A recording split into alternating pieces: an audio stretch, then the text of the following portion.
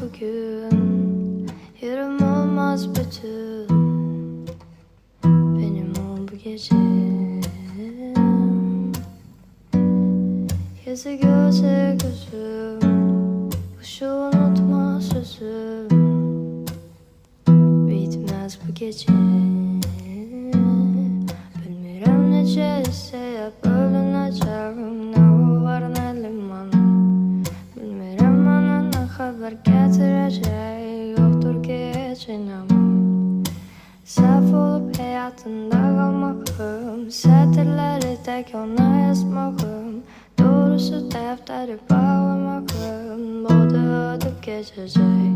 Ötesi mi var? Yalnızlığı yalnız seninle aldattım. Kıskandı yıldızlar,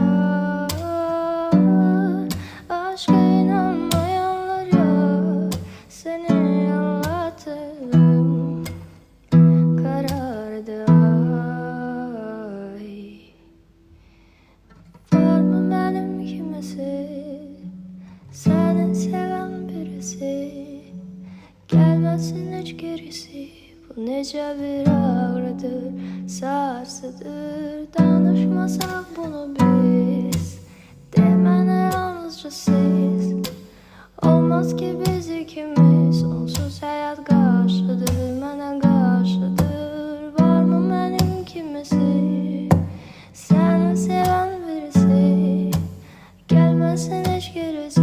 Bu nece bir ağrıdır, sarsıdır. Danışmasak bunu biz, demene yalnızca siz. Olmaz ki biz ikimiz, onsuz hayat karşıdır.